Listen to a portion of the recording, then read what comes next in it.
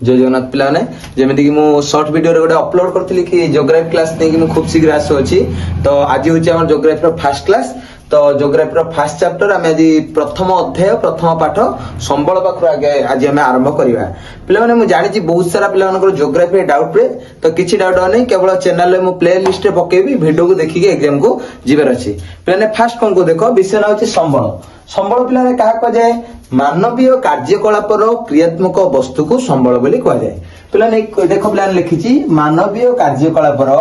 क्रियात्मक वस्तु को संबल बोली कहा जाय। जदि पिला ने एई वर्डटा त मोटी टॉप लागुची त आउट नै परिबो कोन पिला ने हम दैनंदिन व्यवहार रे जो द्रव्य गुडी का आसुची ताकू मध्ये हम संबल रो अंतर्भुक्त करि परिबा। एटा डेफिनेशन पिला ने बोली जोडा तुम कंफर्टेबल हो से डेफिनेशन लिखि के आसियो। पिला ने संबल रो चारिटी विशेषत्व अछि। केतटी विशेषत्व रे चारोटी विशेषत्व लिखिया।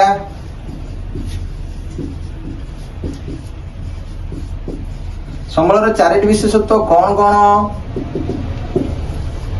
पिला माने काउ गोटे पशु का आइला फास्ट तापरे फु आइला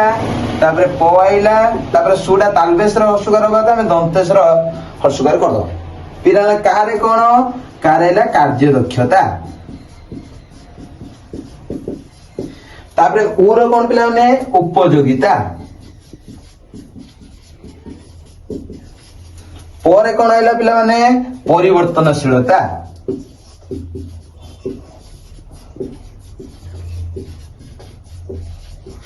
सूर्य कोण आइला पिला माने सुलभता पिला ने यार नेमोनिक टाला काउ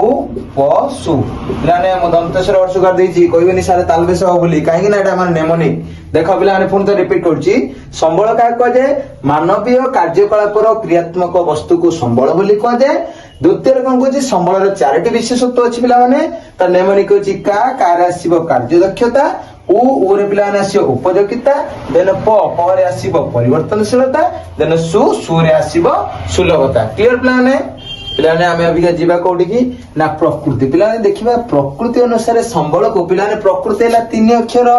प्रकृति संबल मध्य तीन भाग रे विभक्त। प्रथम पिला माने कोन आसीबो प्रथम संबल ना होची प्राकृतिक संबल कोन पिला माने प्राकृतिक संबल। देन सेकंड कोन आसीबो पिला माने सांस्कृतिक संबल मो सहित पिला माने वीडियो सहित कहिबो तुमे जेतले रेकॉर्ड सुनिबो ए वीडियो रो तले तुमे कहिबो प्रैक्टिस करियो। प्रथम हला प्राकृतिक संबल देन हला सांस्कृतिक संबल देन हला मानव संबल लास्ट। पिला ने देखिबा गोटे गोटे मान बुझिबा बे प्राकृतिक संबल पिला ने कोन जेउ संबल को हमें प्रकृति रो पाई थांदी से संबल ना पिला ने कोन प्राकृतिक संबल माने प्रकृति रो सीधा सळक हमें व्यवहार करि परंदी माने सामान्य किछि परिवर्तन करके हमें जे संबल को व्यवहार करंदी से संबल ना हला प्राकृतिक संबल। जे पिला ने प्रकृति रो हमें जल पांती तापरे वायु पांती विभिन्न प्रकार खनिज पदार्थ पाई थांती ई सब जाक पिला माने प्राकृतिक संबल भितरे जीव। देन सांस्कृतिक संबल भितर पिला ने की जीव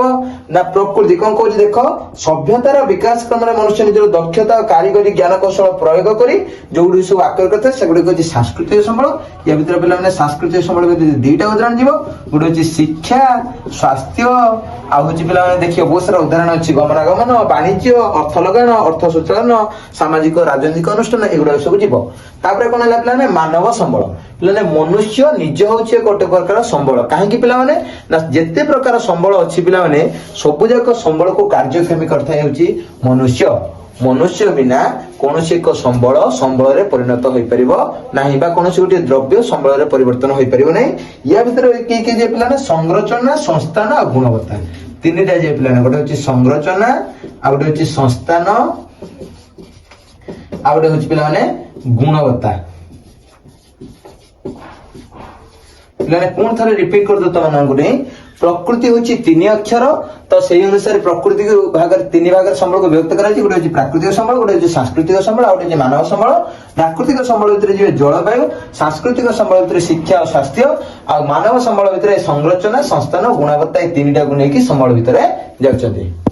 हो पिलाने आमे वर्तमान कोन पढिबा उत्पत्ति अनुसार संबल पिलाने या पठो जति पढे प्राय दुई भाग रे संबल व्यक्त उत्पत्ति अनुसार संबल उपादान साधारणतः पिलाने दुई भाग रे व्यक्त कराइछि गोटे छि जैव संबल आ गोटे छि अजैव संबल पिलाने लेख मो सहित शॉर्ट नोट बनौथो पिला माने वीडियो को पॉज करी कि ना नोट बनौथो गोटे छि जैव संबल आ गोटे छि अजैव संबल पुन डेफिनेशन गति केसा जैव संबल कहा कहया जेउ संबल रे पिला माने जीवन थाए से संबल को जैव संबल एवं जेउ संबल रे जीवन न थाए से संबल को हमें अजैव संबल बोली कहया लेखिया पिला माने जैव संबल माने जीवन थाए अजैव संबल माने कोन पिला माने तार जीवन न थाए छोट बेले पढ़थिले ना पिला माने जीवन थाए माने कोन पिला माने सेटा होची की सब पिला माने जीवित बा सजीव संबल एटा होची निर्जीव संबल सजीव माने जीवन कार कार थाए पिला माने मनुष्यर थाए पशुर थाए ए माने सब होचनी सजीव संबल रो अंतर्भुक्त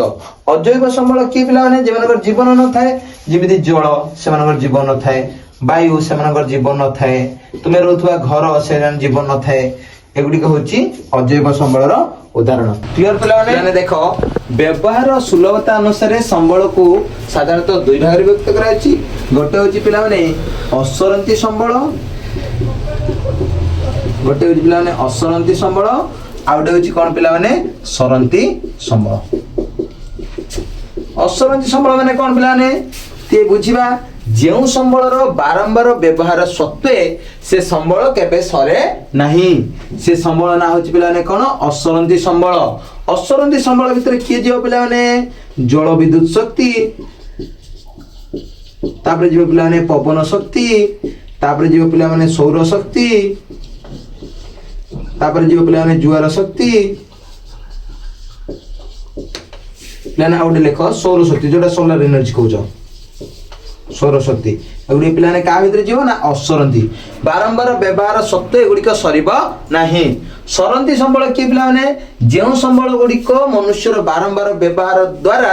एगुडी कोन पिला माने सरी जाए आ पुनर्भरण संभव होई परिबो नाही से प्रकार संबल को कोन को जाय पिला माने सरंती संबल यार उदाहरण होची पिला माने कोयला आ कोन पिला माने पेट्रोलियम कोयला पेट्रोलियम खनिज पदार्थ आउरी गोटे कथा असरंती संबलर अन्य नाम होची कोन अक्षय संबल एको मध्य अक्षय संबल बोली कह जाए एको पिला माने कोन कह जाय रे ये क्षयशील संबल सरंती संबलर अन्य नाम कोन क्षयशील संबल क्षयशील संबल बा यार अन्य नाम सीमित संबल बा अन्य नाम कोन पिला माने सीमित संबल क्लियर पिला माने